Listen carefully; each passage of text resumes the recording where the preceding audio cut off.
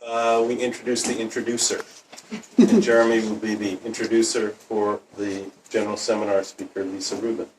And I'm very happy that you're here. It's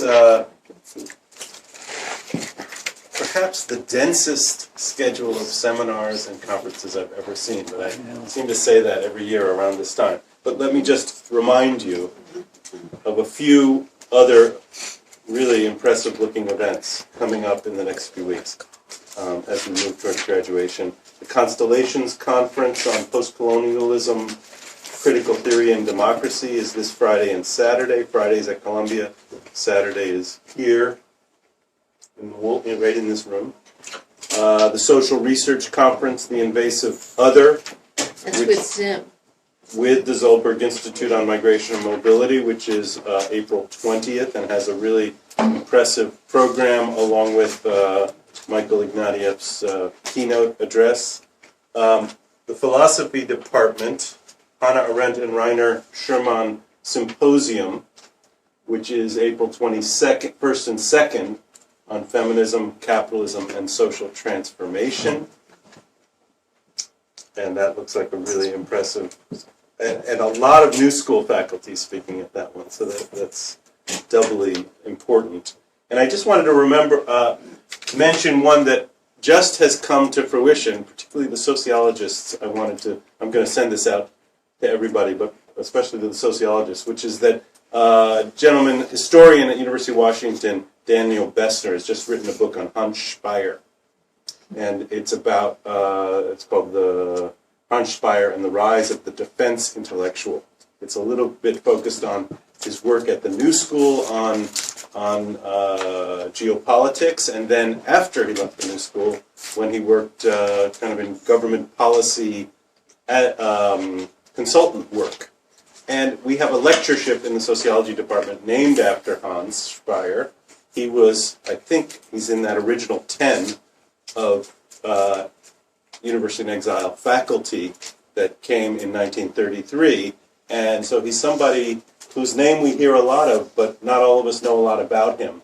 And so Bessner is an expert on Hans Speyer and will give a short lecture on Monday, April 25th, again in this room.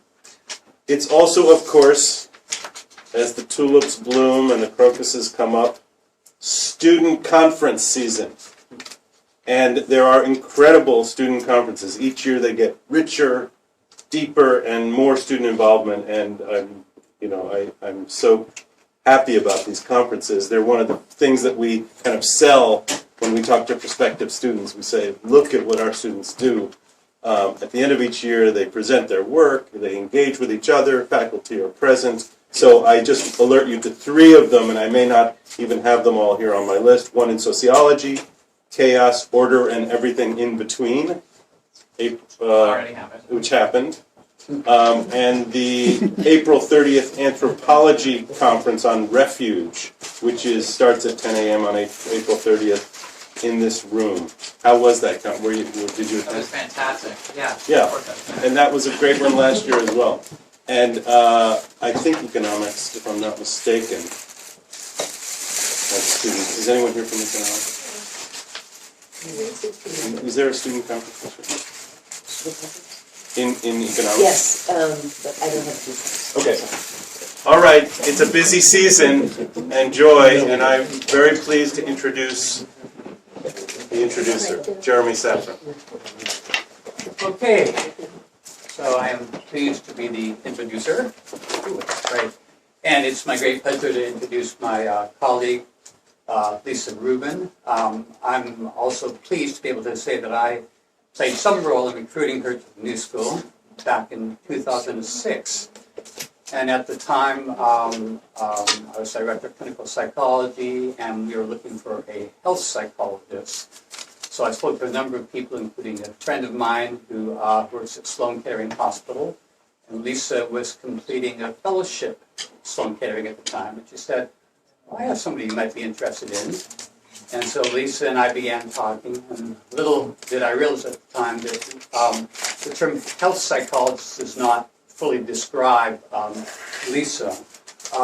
Lisa's scholarship occupies an interdisciplinary space on the interface between health psychology, critical theory, feminist thinking, and reproductive issues.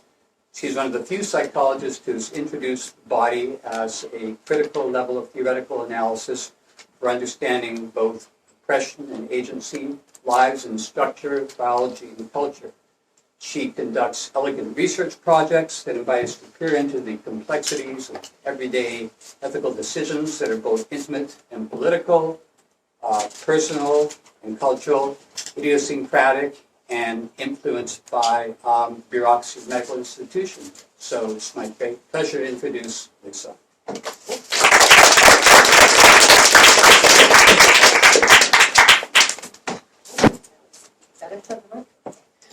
About what I do, so thank you.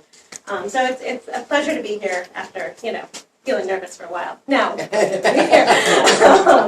and because this is my first time doing general seminar, and really my first opportunity to share my work with this group, I thought I'd give a big picture view of what my research program is, and then talk through some recently completed and some ongoing projects just to give some concreteness to the larger ideas. I know sometimes people present one body of work or works in progress, and so I'm going to do more of a grand tour, and I will try to stick with the time. That clock is open, so Jeremy will let me know when I'm getting close. So my research hones in on points where gender ideologies and biomedicine converge. And it's guided by a few key questions. So how do prevailing ideologies of gender and biomedicine in the U.S. shape the experience of living in the body? How do they influence how illness is constructed, experienced, and medically managed? So in many circles within psychology, the study of sex and gender, it's still the study of sex differences. So I just want to position my work differently in the study of sex and gender differences. So in my work, I'm more interested in how gender is produced and policed, particularly within healthcare contexts, how it becomes imbricated within our technologies for managing health and illness, and how it varies across intersections of race, class, disability, and other social stratifications. So time permitting, I'm going to talk about 4 different research projects. Some work on looking at sex and gender representation in cancer research, experiences of mastectomy and breast reconstruction, reprogenetic technologies associated or used for hereditary breast and ovarian cancer risk, and talk a bit about third-party reproduction, specifically oocyte donation. So my work builds on a long history of feminist scholarship and activism with regards to the medicalization of bodies, historically marked as female. Throughout the talk, I may refer to the female body. I want to acknowledge the complexity of that, and the complexity of the things that we call bodies historically marked as female. And I think as I navigate that space, I sort of move between sometimes finding myself stuck within a gender binary, and sometimes trying to problematize that. So, for me, that's still a bit of a work in progress. But so my work draws on that history of feminist scholarship and activism with regard to medicalization, but also reflects more recent scholarship in the framework of biomedicalization, what Clark and her colleagues refer to biomedicalization theory, which really integrates the Foucauldian turn in thinking about the body and medicine, and signaled by that bio prefix, right? Sort of new ways of thinking about biomedicine and health. So that turn from medicalization to biomedicalization is intended to signal a theoretical shift in how we think about how power is exercised in and through the body in medicine, medical practices, medical markets. So in a variety of ways, so first, a shift in how we think about sources of power, no longer necessarily talking about the male gaze or the shift from midwives to male physicians in OBGYN practice, for example, but how power is embedded in social practices and institutions, and norms, not people in institutions.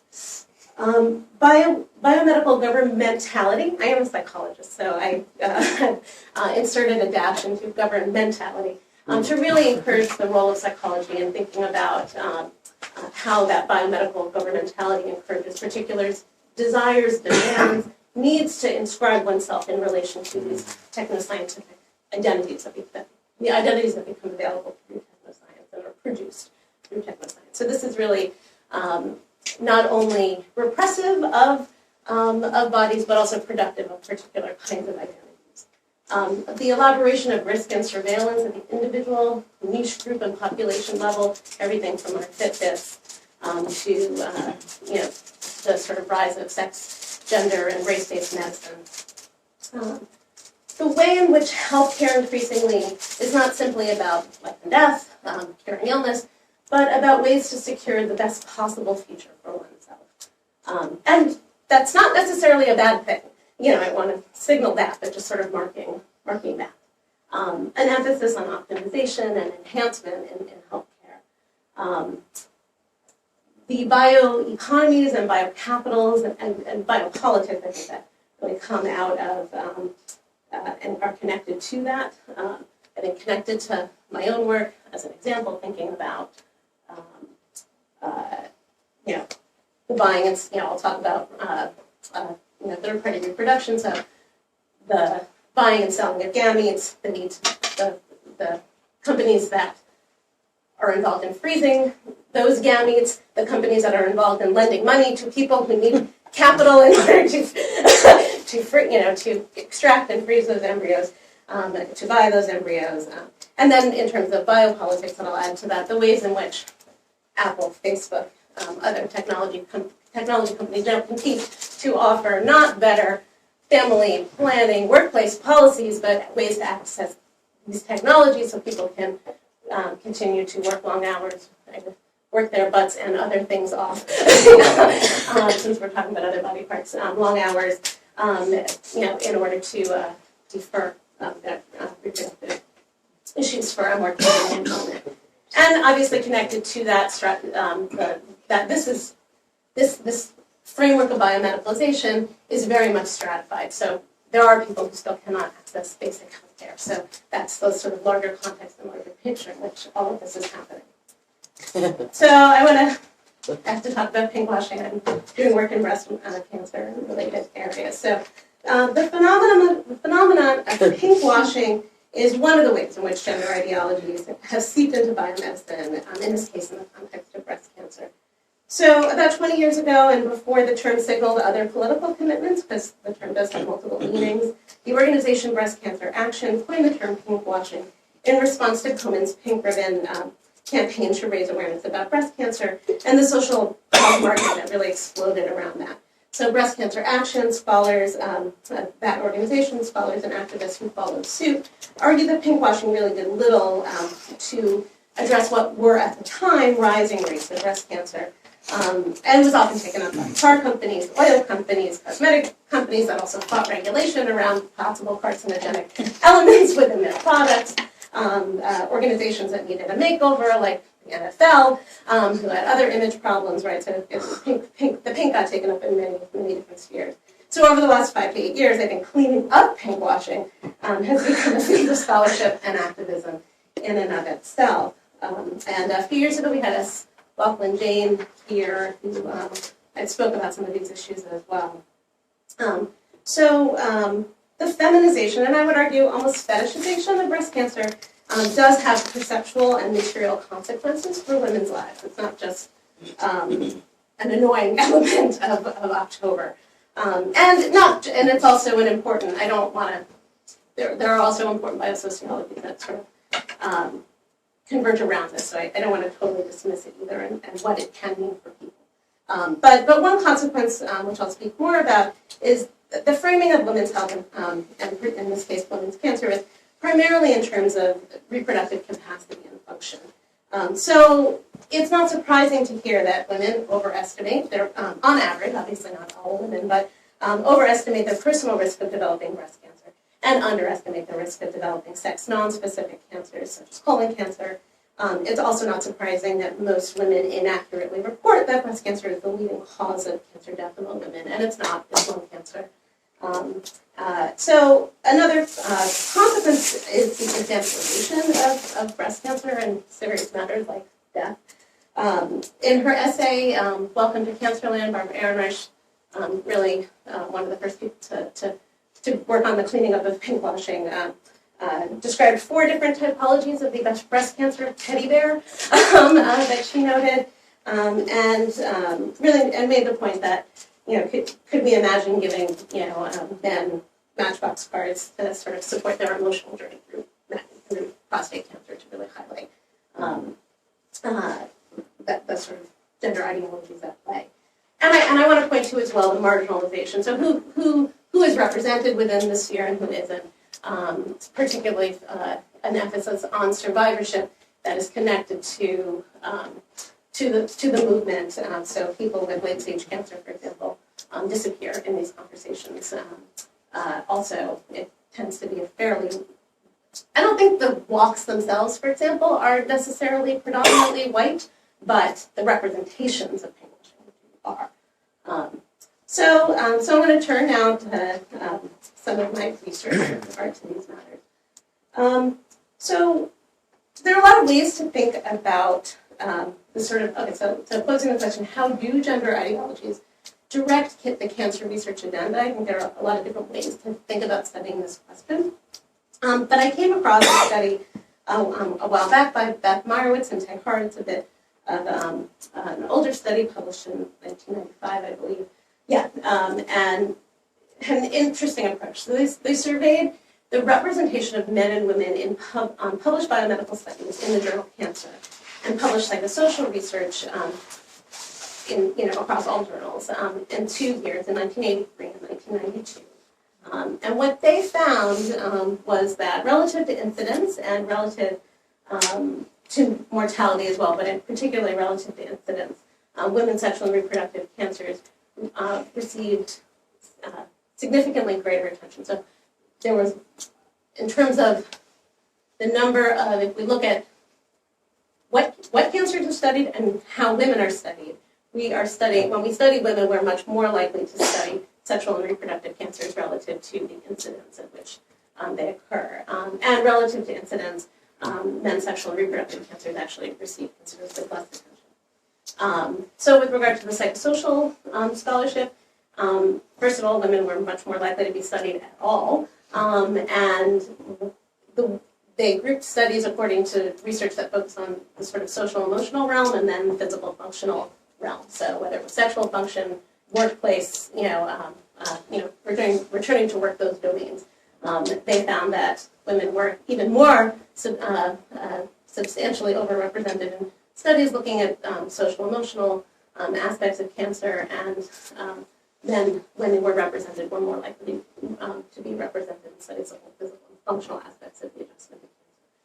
So they concluded, obviously there are other explanations for this work, but it's that psychosocial cancer fields as well. So the biomedical field, like I said, is really framing sort of sexual issue or cancer in terms of viewing women primarily as sex objects, and not in terms of the sort of broader health issues that affect women. And in terms of the psychosocial realm, looking at the ways in which gender ideologies that link women to the sexual body and represent men as essentially emotionally void. So in terms of my work, we were interested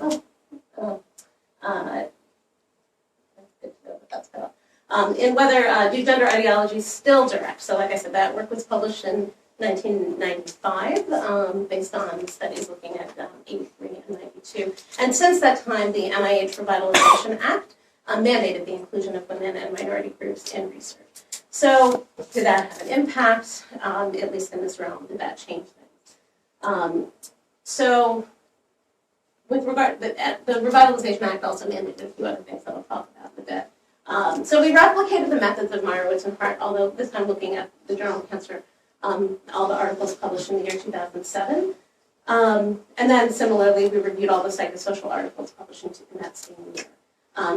So every article was reviewed, coded in pairs to make sure that we were looking at the data in the right way. Literally, the number of bodies in different research studies were counted up. And here is what we found. So we found that across studies, it was no longer the case that women were the majority of women the majority of people represented in biomedical research.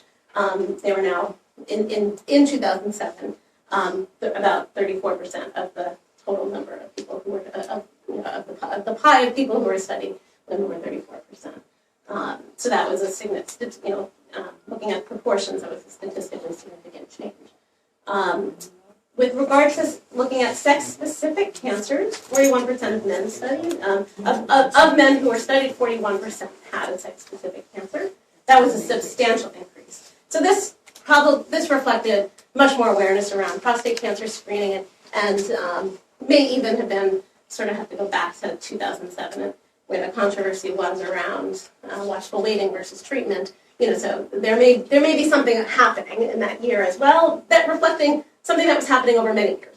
But certainly there was a big uptick in explained by prostate cancer, not testicular cancer, which is relatively rare, but included, it was certainly included here, but much less common to be studied than prostate cancer. So 46.1% of the studied women had a sex-specific cancer, so that was a notable increase. And then looking at the question a little bit differently, women represented 36.8% of research that looked at sex non-specific cancer. So one is looking at all of the women studied, how many were studied with relation to sex-specific cancers, how many were studied with regard to non-sex-specific cancers. And now looking at research on sex-specific cancers, women represented 36.8% of those, of the participants in those studies. So that was a little disappointing. The one, I guess, some of the changes did reflect some positive changes towards, like, we call this more gender equality, but that one was a bit disappointing. But one positive trend was that there were fewer studies with a very significant discrepancy in the number of men and women that were included. So with regard to psychosocial research, we found more significant changes. So overall, women were about half of the participants who were studied in psychosocial research. So there was much more inclusion of men within this domain. And men were studied within studies focused on emotional and social aspects of cancer adjustment. 47% of participants were men. And with regard to physical functioning, 58.3% of participants were women. So more positive shifts within the, at least with regard to what the Revitalization Act would have hoped to have achieved within the psychosocial realm. So I just want to mention the sort of some broader agendas with the Revitalization Act. It also was really encouraging research on sex differences. So the studies were encouraged to be designed and carried out in a manner that would provide for valid analysis of whether variables being studied in a trial affect women and or minority groups differently. So a push for really looking at differences, which was really important if we think about the ways that women were not, the ways in which heart disease, HIV, for example, were really not understood in relation to women's health as much because women were underrepresented in that work. There may be other externalities around that because it also becomes a frame by which all questions, so all research must be framed in terms of, explored in terms of sex differences. So it does sort of reinforce a particular way of making meaning out of data that, and I think encourages us to think about sex-gender differences in terms of sex differences. So when differences do emerge, how do we make meaning of that? Differences, biological outcomes that may be a result of cultural differences in how the body is more likely to be used, exposed to risk, these kinds of things. So just to conclude with regard to this research, I think we see an emphasis on sexual and reproductive cancers relative to incidence and mortality is no longer specific to women. And I think if we want to connect these to larger social trends, we can. Certainly increased objectification of men's bodies, increased emphasis on the medicalization of men's sexuality, all of these shifts happening. Increasing recognition of the social and emotional significance of cancer for men and physical functioning, including workplace functioning of and sexual functioning for women with regard to work in other areas. So although I just reviewed on editing a special issue of the journal Women's Reproductive Health right now on cancer, a study by Sarah McClellan on women with metastatic cancer at the end of life, and her work is looking at the gender and sexual labor that women are struggling with at the end of life in terms of feeling bad about their bodies, in terms of feeling obligated to engage in sexual practices that no longer feel comfortable, and so the sort of larger frame of the work. So obviously there's significant limitations to this research. I will be the first to name that. We're talking about a very limited time frame, very much to be in a single journal, which at the time of Meyerowitz and Hart study was, I think, the highest impact journal in cancer, biomedical cancer research, and is no longer the case. I think JCO, Journal of Clinical Oncology, is, and so may reflect. It's the ACS journal, the American Cancer Society journal, so it may reflect a variety of other things, but intriguing nonetheless, I think. So, does anyone have a Plenty of time. Okay, good. 25. I have much more to say, but that's why. So yeah, I'm going to shift gears, and the research I just presented looks at how shifting gender ideologies shape the broad landscape of cancer research.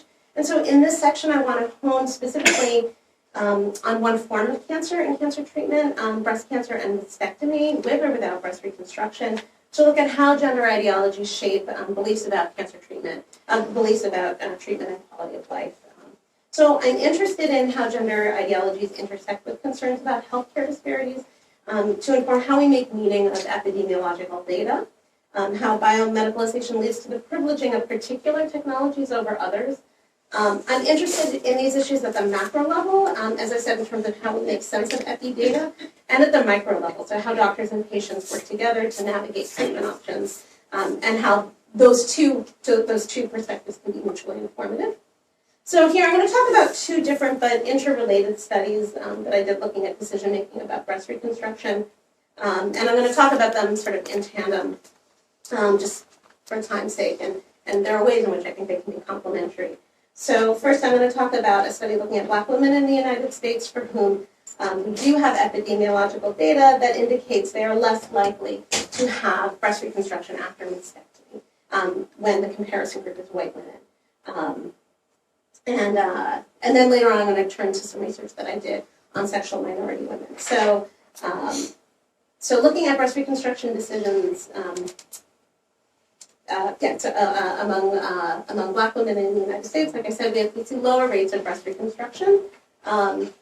In terms of explaining this, the story, Tsang's study, if I remember correctly, is a chart review study. So different ways some of this has been looked with epi data, some of it has been looked at with chart review methods, or a variety of methods trying to understand the question. So they do find some evidence that may indicate a disparities, such that Black women were less likely to be offered a referral and less likely to receive a recommendation for breast reconstruction in their study that I believe was at a major hospital in Texas. But they were also less likely to choose reconstruction when they were offered and when it was recommended. Also, if we look at surgery preferences, we do find some differences that are complicated with regard to thinking about disparities. So Black women undergoing reconstruction are significantly more likely to receive autologous tissue reconstruction, which is a form of breast reconstruction that uses one's own body to recreate a breast, as compared with implant reconstruction that uses usually a silicone implant, especially now, usually a silicone implant, to recreate the breast mound. So autologous tissue reconstruction is actually a more complicated procedure. It's a more expensive procedure for those reasons. It involves a much longer surgery, a different surgical team if it's done right. So it's a little surprising if we think about the frame only in terms of access that this might be happening. So in terms of thinking about, in terms of these differences, the Women's Health and Cancer Rights Act was a law passed, it's a legislation passed to try to address some of these disparities. Disparities in the use of breast reconstruction. I think every year I still get a note in the mail making me aware of the Women's Health and Cancer Rights Act. So it's there's a component of it is education. And it mandates that if your health plan covers mastectomy, the plan must also provide coverage for certain reconstructive surgery and post-mastectomy benefits. What's interesting is it has not actually significantly increased the overall use of breast reconstruction and the differences that are found across different populations in terms of use. So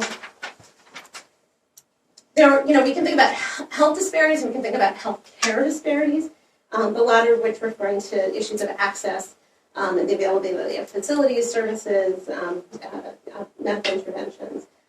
Not all differences in healthcare utilization necessarily are indicative of the disparity, and the distinction may not always be clear. So I think the distinction is particularly challenging when considering elective procedures that target health-related quality of life, such as breast reconstruction. Health-related quality of life encompasses physical, psychological, social domains of health, which are influenced by experiences, beliefs, expectations, perceptions, economic, social, and cultural contexts also influence views about what constitutes health and health-related quality of life. So identifying patterns of breast reconstruction utilization is, I think, a necessary step towards identifying possible group-based differences in access to care. So it's really important. However, an a priori framing of black and white differences in reconstruction as a health disparity risks what Guyette has described as the hegemony of a white middle class outlook on health-related quality of life. In this case, framing white middle class women's concerns about and responses to mastectomy and breast reconstruction as the norm. Moreover, this a priori framework reproduces normative notions of femininity through an assumption that all women would want and should have reconstruction after mastectomy, and denies the acceptability of scarred or differently proportioned female bodies. So some of you may be feeling a little uncomfortable right now and about what I'm saying, and I think you should.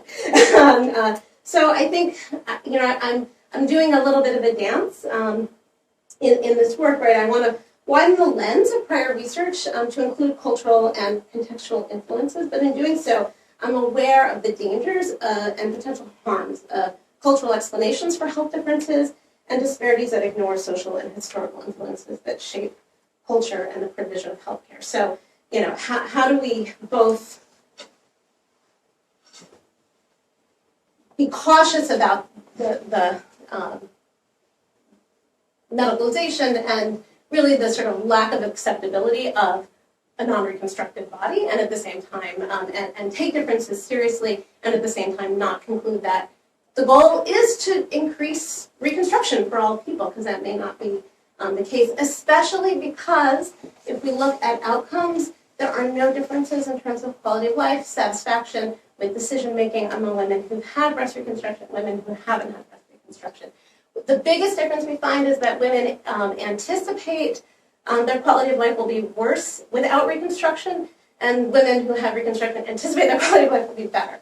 But there are no differences in terms of outcome, which doesn't mean that people shouldn't get breast reconstruction, because it may be that the people who need it are finding it, and the people who don't need it, are not.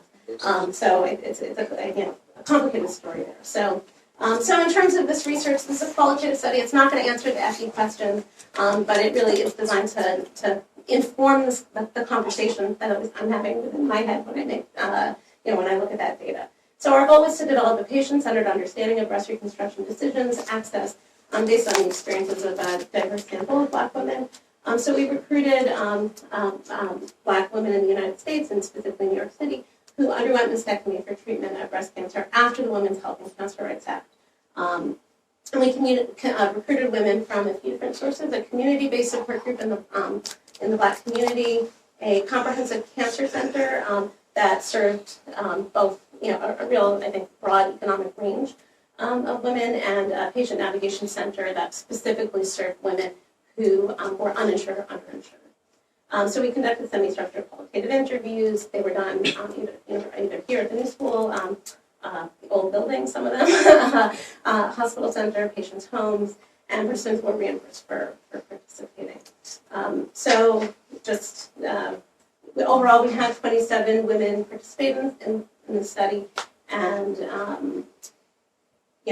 a few. I mean, the cells are really too small to look at statistically significant differences between the groups, but there were clear differences in terms of, depending on which group we recruited from, some women were getting reconstruction more than others, for sure.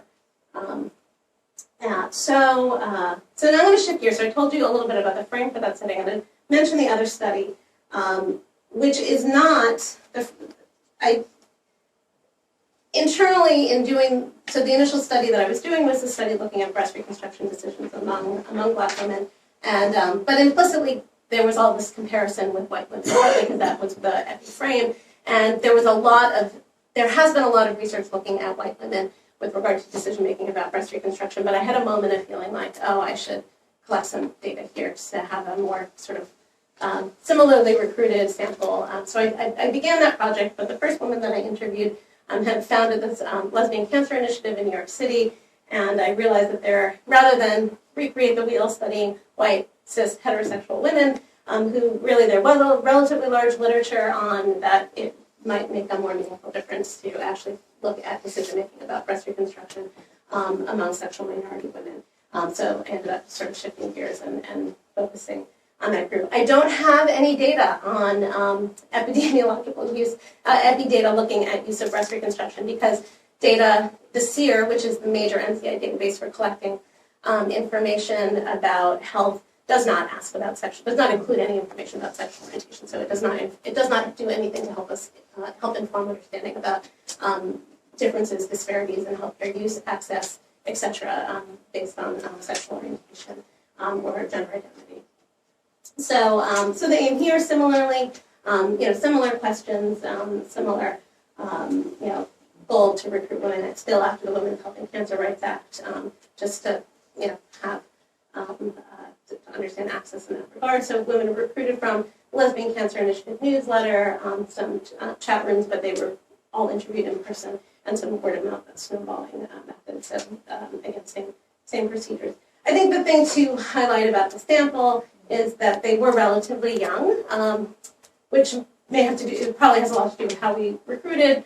May have to do with other sort of trends in terms a large number of factors. But so predominantly white and relatively young, and about half were partnered. Most had health insurance. Two became insured through Medicaid while they were going through treatment. They were a highly educated group. All had at least some college, but actually they were really varied in terms of income, with a few making incomes well below $20,000 and some I think as high as $80,000. So in terms of themes that came up across both sets of studies, the sort of gender policing, as I call it. So this is from the study of Black women. This woman was telling her story of, in the beginning I didn't want reconstruction. After chemo and all that stuff, I just wanted it over to get back to my life. And instead of continuously going to these appointments every week, so the interviewer asked, well, what tipped the scales for you? Because the interviewer, maybe she had decided to have reconstruction, and she had an implant reconstruction. So I think my doctors once sat down and said, listen, you're a young lady, summertime is coming, you may think that it doesn't matter, but it is going to matter once summer is here and you can't wear that red tank. I thought about it and I said, yeah, he's right. I think it mattered. I didn't think it mattered, but I'm glad I'm doing it. So with regard to the other study, similar stories. My oncologist brought up reconstruction with me. I had very little interest in it. She was gung-ho about it and said, go to a plastic surgeon anyway. Said I didn't want to, I'm not interested. The plastic surgeon said to me, you're the perfect candidate for reconstruction. So now I'm sort of getting buttered up here. She's telling me I'm young. He's telling me I'm the perfect candidate. Then he said, because you don't sag, I can give you breasts that will look just like the other breast. And I kind of shrugged and said, okay. So these are actually how women are making their decisions. It's, I think, just interesting in and of itself. So with regard to the focus on sexual minority women, I think, so I should back up and say that part of, in addition to, having interviewed this really interesting participant and wanting to sort of further investigate some of the things she was bringing in, and as I said, there was no epi data. There had been a teeny bit written. There had not been any published qualitative studies, psychosocial studies when I began this work, but Iris Marion Young, the philosopher, did say in her essay Breasted Experience that sort of drawing on a history of feminist scholars who had talked about the sort of heteronormative assumptions embedded in the management of breast cancer, specifically prosthesis. Iris Marion Young said, only among lesbians is there an effort to affirm in public the possibility of a one-breasted woman.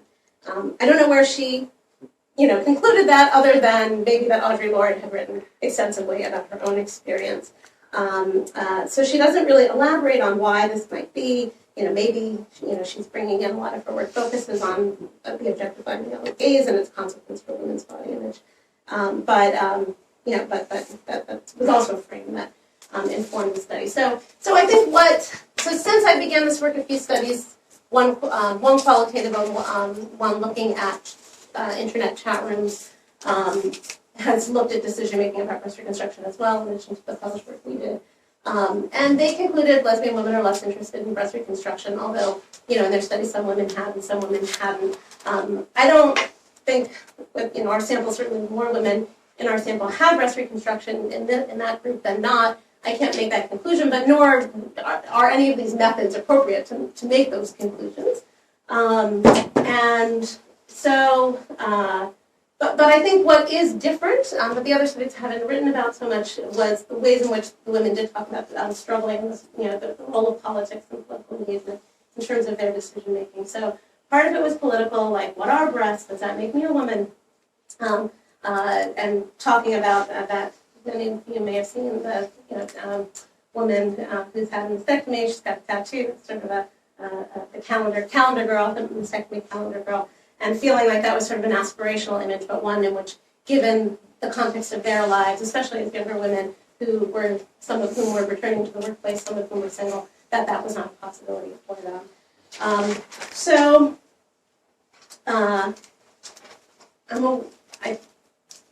let me jump ahead a little bit. And some of my other, prior to this, some of my work had talked about issues of body ethics and body image, but also body ethics with regard to body ideals and body ethics, referring here to the beliefs and values regarding appropriate care and presentation of the body. And we heard some interesting notions of body ethics, shifting back now to the study looking at Black women, fairly consistently, particularly in the community-based support groups we recruited from the Patient Navigation Center. Patients, I don't believe in implants, I don't want anything foreign in my body that I don't need foreign. I always figured if cancer should recur, it might be difficult to detect. And participants did inform us, I know my doctor corrected that belief. It's not that I don't understand that this would be okay, but I still felt that it wouldn't. And again, that preference for autologous tissue reconstruction. Use me, use my flesh, give me the natural thing, use what God has given me. So then I just want to shift to stratified biomedicalization here. Did they talk to you, did they talk to you or have you investigated whether insurance would have covered the surgery if you did? This was with a woman who didn't have breast reconstruction. So she said, oh yeah, which makes me very upset because they'll cover all that money for surgery, and then when I get my prosthesis, they put about $41 into her prosthesis. So with the broad actually came to $400. So she, so this was not covering what she needed covered, no pun intended. And another person talking about the lack of sort of acceptable prostheses for her, external prostheses. So I guess what I want to do here is just turn to the idea of stratified biomedicalization and what, certainly we need to make sure that all women have access to the technologies that are available. But part of what stratified biomedicalization talks about is the idea that we sort of are pushed towards these more increasingly complex technologies, and we forget about other technologies. And there may be another disparity that's really unspoken, which reflects the preferences that particular groups may want that, because of their economic situation, are increasingly out of reach. But those are not talked about. There's no plastic surgery educational foundation campaign to make that happen. So here's the Plastic Surgery Educational Foundation campaign to really, let's see.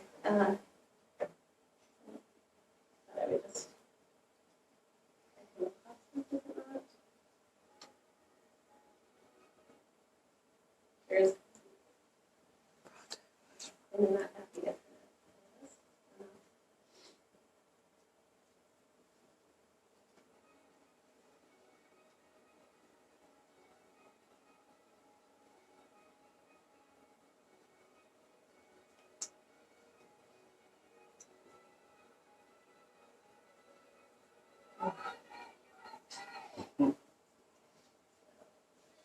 And then they commissioned Jewel to write a song about the half-life that women experience without breast reconstruction.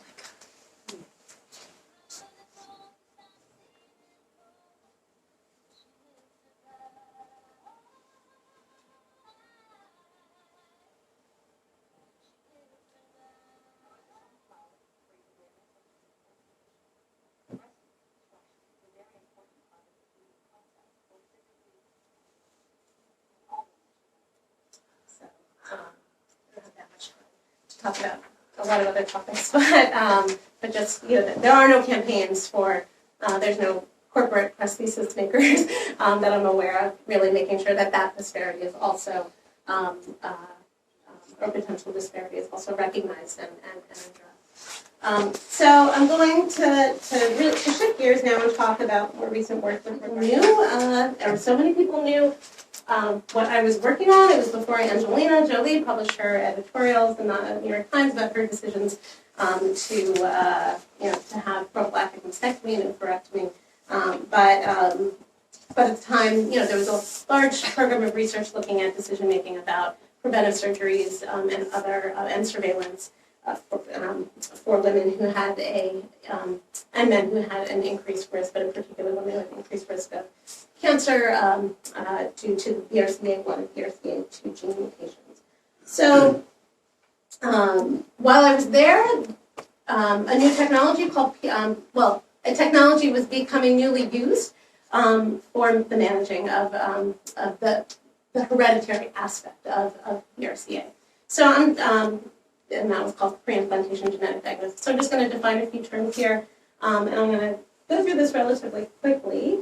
So BRCA1 and BRCA2, just to put this out there, these are tumor suppressor genes, and mutations in these genes have been linked with hereditary breast cancer and ovarian cancer risk, and likely other cancers as well, not likely other cancers.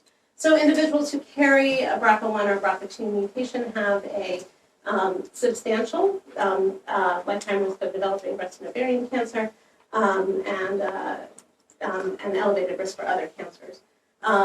They also face a 50% chance that the mutations will be transmitted to biogenetically related children. BRCA mutations are understood to account for about 5 to 10% of all breast cancers. So we're not talking about the majority of breast cancer incidence here. So there's a link out to some amazing work that I did with, that really a student at Parsons did with Pat Yoon and I to represent visually some of the cancer risk and to also represent these technologies. But I think I'm short on time to go there. But I'm happy to share those materials. With regard to BRCA, much has been written about the gender biosocialities that have emerged in relation to BRCA. Women may refer to themselves as previvors. They can join organizations to face their risk for cancer empowered. If they're younger, they may want to be not just pink, but bright pink. which is an organization focused on the hereditary cancer risk for young women in particular.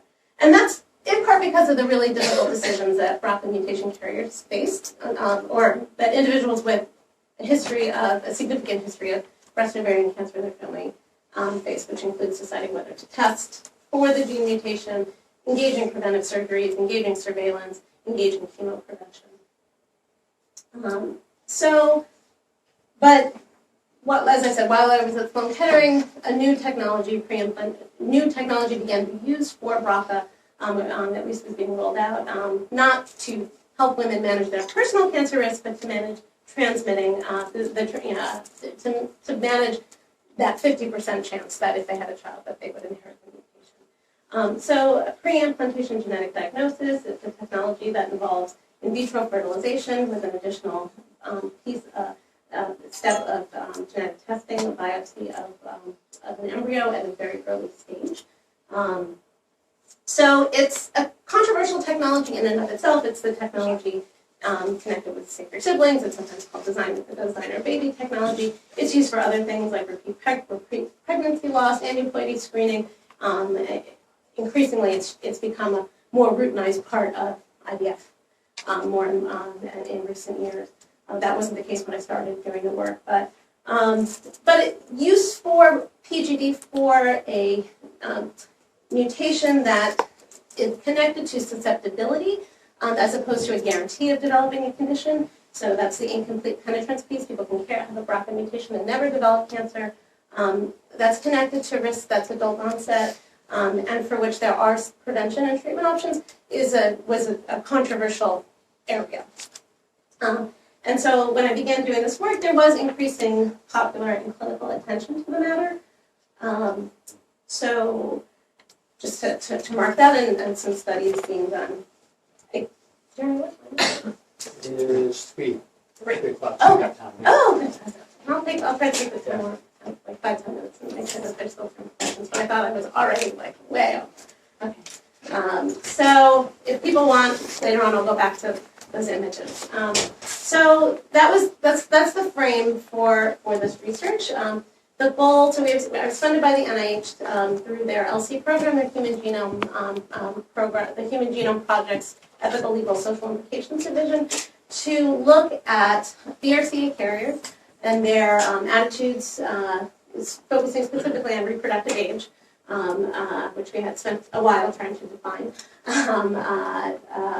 BRCA carriers use about PGD, most notably use about the drawbacks and benefits, and the ethical and emotional considerations, and to get a sense of whether they believe this should be incorporated into genetic counseling. So we published a bit on, especially on the latter question, which was a bit more straightforward, how most patients is sort of a complicated word, but was, again, are they patients or not,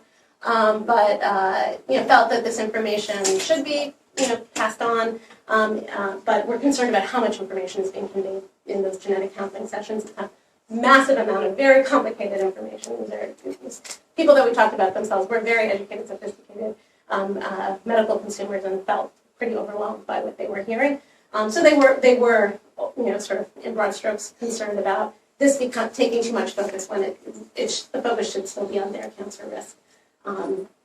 But most felt that it should be shared. And I think the more complicated questions are what I'm working on and grappling with now. It's a pretty massive qualitative study. 40 participants, but the amount of data and the complexity of the data. The majority of our participants, so they were recruited from Sloan Kettering, from the Clinical Genetic Service. Everybody that we recruited had a had a documented BRCA1 or BRCA2 mutation. We didn't interview people who had mutations of unknown clinical significance, so we focused on those 2 mutations. And then we also recruited a subset of patients from Cornell who were going through PGD, because we were, some of the people that we spoke to at MSK were using the technology, but we also wanted to hear from more people who were using the technology. So that 39 includes both. Stratified biomedicalization, we're talking about a very wealthy, overall privileged sample in particular ways, obviously not in other ways, and that they have a real significant history of cancer in their family, which is what brought them to our study. I just want to highlight a few themes that came up as people navigated this decision. Many had completed a portion had completed their plans for childbearing. So they were still of reproductive age. They hadn't had their ovaries removed yet. They had, which is one of the prevention options available and really recommended. So they were eligible to be in our study, but were not so interested in these questions. And in fact, the questions were pretty hard for them to sit with because this was not an option to them. I think there were other folks who had one child who were planning to have another child and were really conflicted. Can I have done this, not done this for one and do this for another? Other folks who really had no interest. So there was a range. So I'm going to talk about one participant who tried 3 unsuccessful attempts at PGD. So that's the other piece. It turns out overall it's very hard to get pregnant using PGD, and all the more so if half the embryos are likely to carry the mutation and therefore won't be transferred to what will be discarded or donated for research or whatever else might be done with them. So the chances of getting pregnant, and that was one of the papers I have published, is a case paper just really highlighting the complexity of the ethical decision-making and the medical technologies and how those two come together. So this was a woman who tried. She was a modern Orthodox Jewish woman. She was a graduate student, as was her husband. So when they came she was really moved. She had read that New York Times article. She talks in her interview about the bouncing blonde baby on the cover of the New York Times and how she very much wanted to be able to do this when she had not started having children, but it was on the horizon, the very near-term horizon for her. So they had to decide what they were going to do. Her husband was in business school, learned about models of decision-making, so they were going to make a decision tree. They had their candlelight dinner. They talked about the pros and cons. They discussed it, and they decided it was more than ethical to do. That in fact, they concluded that it would be unethical for them not to do. So in the end, like I said, they couldn't get pregnant. She went to a particularly aggressive reproductive endocrinologist who advised her to quit school and commit to this full time because her fertility was failing, and she decided not to do that. So she quit IVF for a while, got pregnant on her own with twins within a few months, and was a bit conflicted about that, but came away with the feeling, I've been responsible, I did my part. And by that, so it's really important to note, she doesn't mean screening, she meant trying. And so there was a real sense of, it's important to thinking again about this sort of biomedicalization framework, it's important to try. It's important to do everything you can, but then you have to leave it alone. So I've done my part, and now I just have to leave it up to, I'm okay with letting go, I've done my part. Another participant who was considering PGD, talked about it in terms of wanting to make that distinction. This is not survival of the fittest. I'm not doing the designer baby thing here. It's just about wanting to give my child the best I can. And if I start them without a gene, to me, that's enough to know that I've done something and that I hopefully can make a difference. Another participant, one of our few participants who had successfully, her twins were in the NICU for quite a while, but who had successfully used PGD to bear 2 BRCA-free, BRCA mutation-free children. Talked about actually initially not wanting to do this, and her partner's family really convincing her with the logic of once they're born, we're going to do everything we can to make their life better, so we can do this now. Why wouldn't we do this now? Why would I be thinking about this decision in a way different than all the other decisions I'll make about their life? And I think one of our most interesting participants was this fellow named Howard. All these are pseudonyms, and he came to the study wanting to get answers. And he really was struggling with this decision. He had one child, was planning to have 1 or 2 more, and carried the BRCA mutation, knew that it would be his partner going through this, did not know what to do. So he kept asking. So one of the things about genetic counseling is it's non-directive. So nobody's going to tell you what to do. We're just going to give you the information. So when he asked, what should I do? The answer is, we don't know. Even if we knew, we can't tell you. We're not supposed to tell you, and we don't have opinions. We don't know how it's going to go or what other people will wind up doing, and that encapsulates the last 6 months for me of trying to navigate this decision. So in a way, we wish we didn't know about the possibility. It's a doctor's job I think is to inform. And he's talking to the doctor who told him about this option, who actually did tell him he should do it, the one person who had an opinion about it. He most certainly regarded it as giving me choice, giving me an opportunity that a lot of people probably would be thrilled to have. And I'm sure I take it for granted, right? So that grappling with this is, he felt bad about himself for grappling with this. And he really, again, I was really taken with him, he really didn't know how to weigh the logistical factors, the cost factors, when, how do you draw the line with, in terms of his decision making about this? So how much inconvenience, how much cost is enough to say this isn't worth it? And he was getting himself into this mental space of, and if I were to make that conclusion, how would I know that it's just because I'm trying to avoid this decision? And he was really sort of spinning himself out in circles. So to some degree, practical logistical considerations factor in. How much money it costs, you don't want that to factor in. My wife commutes a long way to work every single day. We're very busy. We have a young child, how to figure that in. I think another participant discussed this in a very different way. She had one child, learned about PGD for BRCA, and so decided for future pregnancy attempts, she wanted to have 5 children. She shared in the interview that she was going to use PGD. She was preparing for her 3rd attempt after one unsuccessful, meaning she didn't get pregnant, and one miscarriage using PGD. So she was pretty distressed when we met, and pretty conflicted about taking the hormones that were needed to go through IVF to become pregnant. She lost her mother to breast cancer when she was very young. So there are a lot of issues out there, and fertility is not one that we have. We have no problem. So why subject myself and ourselves to this process that doesn't work all the time? It's very difficult. We know the risks of doing PGD. It's unnatural. I'm a total believer in modern medicine, but it's scary. So that's still a concern to me. I know that there really could be damage to the embryos. I don't know if there could be damage to the embryos, but it was a possibility that she felt. There could be a risk we don't know about in addition to the boosting estrogen that I'm receiving through this process. It's kind of ironic that we're doing this for breast cancer. And in order to do that, I need more estrogen. So these are all things to consider. But ultimately, the health of my child was the most important thing that went out in the end of the decision to do this. So I'm going to, rather than, partly in the name of time and partly because I think there's some convergence between this and the next study, I'm just going to talk briefly about this next project that I'm doing, which is looking at egg donors and recipients.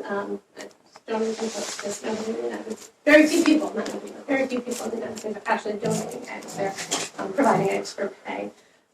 So let me back up and just say that I was at Sloan Kettering. I began doing this work in reproductive technologies and sort of fell into this world of assisted reproductive technologies and sort of psychological, ethical issues. And one of my collaborators at Wolff Cornell connected me with a bioethicist there as well. So the 3 of us began working on this study, the reproductive endocrinologist and bioethicist. So the context is of egg donation in the United States. There's been a significant increase in the use of donor eggs, a significant increase in the use of assisted reproductive technologies, which often fail, and then people turn to donor eggs. But again, in the U.S. context, the trope I don't always love to repeat, but SPAR refers to this as the Wild West of reproductive technologies because of the lack of regulation of Deborah SPAR, the current farmer, I think so, President Barnard, who does work with this thing. We're one of a small number of places, not the only, where compensation is permitted for selling gametes. And there's no regulatory authority with regards to any of this, including whether the role of anonymity and identity release in gamete donation. So that's the context of this study, is looking at anonymity and identity release broadly. And then I'm just going to talk about a paper that we just published looking not about identifying information, but other information that people have access to in the course of doing, the course of going through the process of information, and focus on the recipients. So, so the role of information in selecting donors. Donor selection practices, like I said, vary throughout the globe. In the UK, identity release is mandated, so you the child gets to find out at age, assuming they've been told that they have been conceived through donor egg, or donor sperm, that they have a right to know who the donor was. In contrast, Spain mandates anonymity. So different reasons, each place has different reasons for these different approaches. And then in the United States, depends on where you go, and you can find what you want. So there's been, because of this regulatory framework elsewhere, there's been some attention given to this question of anonymity and identity release, less to matters of the provision of non-identifying information. So we began looking at those questions in the context of our research. So in the United States, intended parents, even if they're doing anonymous donation, generally have access to a good deal of information about their donors. And they have some latitude to choose donors. There's, the concern about, there is a concern about whether there are enough donors, enough egg donors out there to meet the demand. So it's not like one can choose indefinitely, and I think that it will shift as more egg freezing technologies have been improved, and there will be more egg banks, so there will be more choice involved. So these issues will have sort of a more center stage going forward. So in our study, this study here, we looked at egg donors and recipients. They were invited to participate in a study looking at practice norms and egg donation, recruited through the Weill Cornell egg donation program. So here I'm talking about just the people who received eggs, who bought eggs, 22 women. We also interviewed a small number of men, but here I'm just going to talk about the women we interviewed. At the time of the interview, they were between 28 and 52. Most were married or partnered, and most had already been through the process too, were going for treatment when we interviewed them. So I'll just really quickly go through, especially just to point out the convergences between the last study I presented and this one, in terms of the role of, so one of the things that came up is what role does information provide at all in selecting donors? So mostly people use information that they were given they frame the information they were given in terms of health and wanting information to help and making sure they chose a healthy donor. But again, in the sort of context of biomedicalization, what constitutes health? So it was like, I'm going to get to choose, well then I want to choose a healthy donor, as healthy as possible. So I don't want someone who's had a heart attack, and they don't mean at this point the donor, they mean people in the donor's family, because the donor's not 42. I don't want that. I want to try to do the best for this. I mean, I have a child now, but for their future. So you want a healthy child, you want to make sure this person comes from healthy stock, and as one participant, again, all pseudonyms, alphabetically by participation. No one likes to buy things without seeing. So here she was talking about whether she would get access to not an adult picture, but a picture of the child, of the donor as a child. Nobody likes to buy things without seeing. This is a huge purchase. So one of the things that people wanted to know, so what I want to highlight here is that people used information in ways that went well beyond what the information actually said. So again, Oriana, we wanted to know if this person had kids, because if she had kids, because we want to know what her motives are, and if she has kids, well then, obviously this is a good person, and I wanted somebody who has good traits. And Irina, the fact that she was Christian, here she's one of the donor, it had meaning for us, the fact that this was my husband. This is kind of weird, but she had dated somebody in the military who was a big fan of the armed forces. So these were all pluses. It enhanced our connection, the magical connection they had with the donor. So these were some of the ways that information was used to choose donors. And I just want to highlight a few dilemmas, really paradoxes and dilemmas that came out in the role of information. So when people had choice, they also found that nothing was satisfying to them, which is what we find there's the whole framework of the paradox of choice in psychology and economics, right? So this was one person who initially was not going to an anonymous clinic. She had gone to a broker where she had even more information than she gets at Cornell, and she found nobody. Like once I had access to this information, nobody was perfect, and she was really overwhelmed by how imperfect everybody was. So she decided less information is more. If I'm going to move forward with this, I can't know so much. So another dilemma that came up with having information is you have to trust the information. So we heard a lot from people about whether the information that they were getting was actually trustworthy. So, so Yvonne says, you don't want them to be too old. And then there was also the one donor who was very young, and then you worried about her recent past. And even though you get a lot of information, not everybody's honorable and trustworthy. So all three pieces of paperwork that we were given for three donors that they had to choose from, this one woman seemed perfect. And actually she was the one who ended up being our donor. And she talked that she smoked pot, so she wasn't perfect, so therefore she was perfect. Information ended up having sometimes a double meaning, so information that was wanted for one reason. I'm really wanting somebody who was a proven donor, somebody who had donated before, who had children of their own, ended up creating dilemmas later on when people thought about the donor siblings, as they're sometimes called, that their child might be connected to. And that information ended up actually becoming a real threat to the distance that some of the participants wanted to have. So these are my conclusions. I'll just say really, really briefly. Right? I mean, I think that the field of elective medical technologies is really a productive site for understanding this framework of biomedicalization. Beyond this work, before I entered this work, in general, my research has been interested in how we resist, accommodate, and transform new forms of body surveillance and regulation that are emerging. I can talk in the Q&A about what I mean by new temporalities of moral pioneering. I know some of you may know Raina's work on moral pioneering, but some of the ways that Raka brings in is sort of new issues and new temporalities with regard to that, really highlighting the stratified nature of biomedicalization and the burden of information in the information age. So, okay, so I've officially gone well over my time, but I'm going to shut this down and make sure that there's time for questions.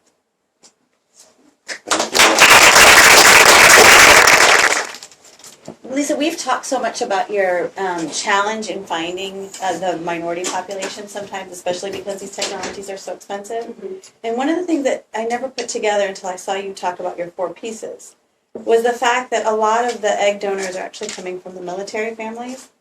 And then you also have the DoD funding a lot of breast cancer research. And now you have the military subsidizing IVF and potentially PGD, especially for BRCA1 carriers. Mm-hmm.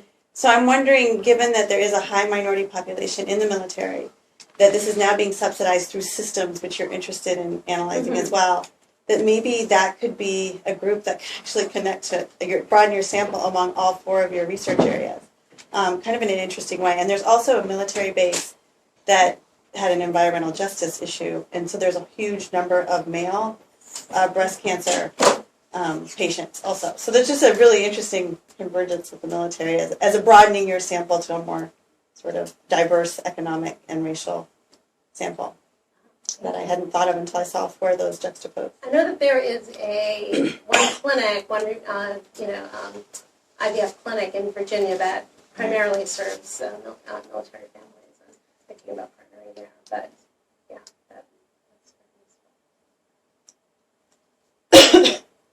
sorry, I realize even in preparing this, I probably started just putting a bit too much, wanting to make sure that I got a lot in there, like I said, to do the grand tour. So a bit rushed. Curious about how you present this talk differently when the audience consists of medical providers who are encouraging these deliberations and presenting incomplete information and maybe do have a sense of what decision they think is the best decision for their clients, like or patients. How do you present this work to them, and what are the questions they have in response to this work? Some of my collaborators are physicians reconstructive surgeons and reproductive endocrinologists. They may not be the norm. I think that, I got to know a group of surgeons, plastic surgeons, most of whom are working in academia, who, through this work in at academic medical centers primarily. So, I think that there is an openness in those circles to it, and I think there is a strong belief, and for good reason, in it doesn't undermine their sense of value in what they're doing, nor should it. I think I have been surprised at the extent to which I thought my plastic surgeon colleague, who is a co-author on the paper Use What God Gave Me, would not want her name attached to it, and actually, she was a mentor there in the tradition, and she's on the publication, and but really, actually felt very good and supportive of the research. Again, that might just be the people I surround myself with, and not surround myself with. The reproductive endocrinologist that I collaborate with is, we just went to a talk together on global surrogacy, and she's sort of had it with the direction her field has taken, and she's raised her hand. She's like, "This is not life and death, people. We have to remember, not to say that this is unimportant at all, but remembering, when we talk about access to medical technologies, keeping the broader picture in mind." Otherwise, yeah, I'm not invited to speak at the, I think more how it's taken up perhaps in sort of mainstream health psychology, and I think people are interested and intrigued by it. It is a different frame. I wonder if you could reflect on the first part. It was very clear about how gender ideology could shape your decision making about breast reconstruction. Though, as you move to the genetic and other decision making, it struck me as gender sort of disappeared in some way, shape, or form. So when you were talking about BRCA and making these decisions about gender, I was thinking, well, there's lots of genetic issues. So there was an article in the Times recently about people who have a gene for early Alzheimer's, who want to know whether, and it's 100%, if you have that gene, you're going to have early Alzheimer's. It has nothing to do with gender, it has everything to do with other things. Right, and is the decision-making there very much different? To what extent does gender sort of pull through all of this, and to what extent is gender somehow no longer relevant? And similarly with egg donation.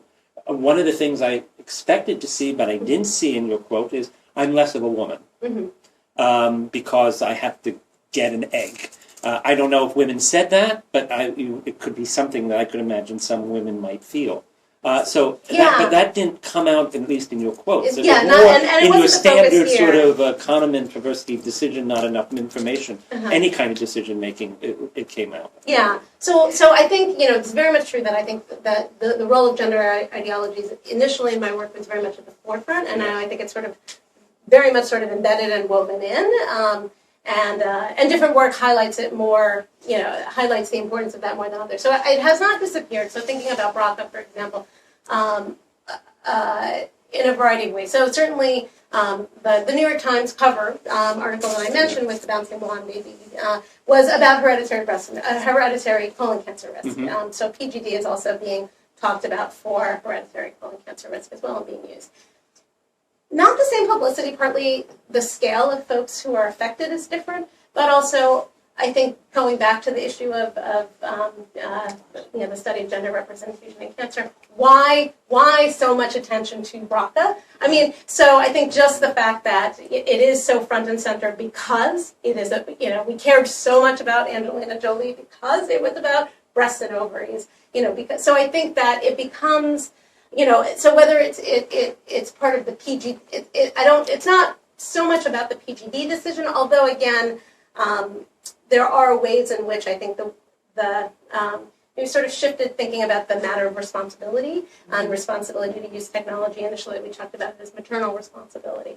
And there were ways in which the idea of being a good mother was talked about. But also being a good father was also part of that. So I think it does call on tropes about motherhood, and sacrifice, especially when it comes to the ways in which the risks that women take to do this. So again, there are parts in which it's embedded, and parts in which we could, it certainly shouldn't be foregrounded because that excludes other groups for whom this is very relevant. With regard to the egg donation, I was talking about the role of information. I think the ways in which we see it is, for example, if you remember Oriana's quote, what makes a good donor? So a good donor is also sort of an appropriate female, so we heard like me. exactly, which we might hear similarly. Yeah, so someone like me or somebody better than me. Like me, but better. Yes. Like me, plus, and so that's one piece of it. The data from the donors is I think more interesting with regard to this question, because there we have, and I didn't present that here, but there we have women talking about, right, so bringing in evolutionary psychology and the ways in which mating strategies are talked about for men and women in psychology and sociobiology, evolutionary psychology and sociobiology. Women very much were like, I know it. So if you sort of do a discourse analysis of what the women have to say, there was that I'm not supposed, understanding what they have to say by the way that the caveats they presented before it. I know I'm not supposed to say this, and I know it's not really right, but how happy they are that I don't want to have kids. I don't want to have kids right now, that's for sure. But I get to spread my seed, so to speak. I get to do what the men do. So there were ways in which they were thinking about egg donation as a way to procreate in ways that women don't get to talk about procreation. I mean, but also they revealed that they knew that was not the right way to think about appropriate feminine, sort of maternality, certainly. And they knew that if they said that too much, they had to do a dance. I mean, I'm not. Renee Almeling also has written about this, but and our data certainly supports that the women have to do this dance of seeming like they presenting themselves as appropriately maternal, but not too maternal, because that would be threatening. And so they have to want to eventually be mothers, but not right now, and they have to want to use the money for the right things, not the wrong things, and all of that. So gender ideologies becomes sort of one thread as opposed to the primary, the primary organizing frame. But I thank you. Good. I have just a general question about the first series of study that you presented about gender representation in cancer research. Mm-hmm. Do you have any baseline? I mean, do we know whether these various forms of cancer affect equally or differently men and women? Right. Yes, and you know what, I realized I took out a slide, that would have been useful, which reveals a variety of things. It's the ACS, the slide from the American Cancer Society that, has an image of a man, an image of a woman under incidence and under mortality. So again, speaking to, the binary here. But again, that's the binary that also informed our work because it had to. So, I can give you some of those statistics, but like I said, so those were the baseline. When we talked about incidence relative to mortality, those were the baselines that we were using. So the baseline of the prior research to compare it to, and then the baseline of, so how, So, and it's important to think about, I mean, we would expect more studies, and I think we should expect more studies of breast, ovarian, prostate cancer, more studies and more relative proportion of participants in those studies because they're more likely to survive, and we can study them. So that is a piece of the story, but it doesn't mean that we shouldn't also make sure that we are also studying these other cancers and studying people at the end of life with those cancers. But one of the things you didn't say is the reason why we disproportionately studied breast cancer is because there was a huge political effort to make it that. Yes. It was something that women mainly did in order to address a problem that women were concerned about, and you do this odd twist where historically there was this huge push by political organizations, which was then adopted by the HIV community Yes. to achieve exactly the same aim. And I think that And of course there's going to be an imbalance, and a lot of people with other cancers say politics has screwed up the entire medical environment. But the politics served, in this case, the women well, because it's a disease that disproportionately affects women. it it's served and didn't there. serve, right? Like because other, Well, it affects other. It's a it depends zero-sum on if game. we think of the money as a zero-sum game or not. I mean, it depends on the variety of ways in which if we think about the matter. But certainly, I think that increase in funding and the moment that happened actually was probably part of the agenda, or part of why Meyerowitz and Hart may have done that, because between 1991 and 1993, the budget for breast cancer research quadrupled because of breast cancer activism. So breast cancer activism was absolutely a model for healthcare activism, like you said, taken up and taken up, and then I think also, what's the word I want to use? I mean, really appropriated as well, right? So I think so what I'm talking about is, in some ways here is really the appropriation of of it as much as I am talking about the movement itself. But yeah, I think that, it would be great to have a panel here and really have a historian, healthcare movement historian in conversation, as well as some surgeons and reproductive endocrinologists. But that's a piece of the conversation. You're 3:30, maybe we should stop and see if people are on the go. Thank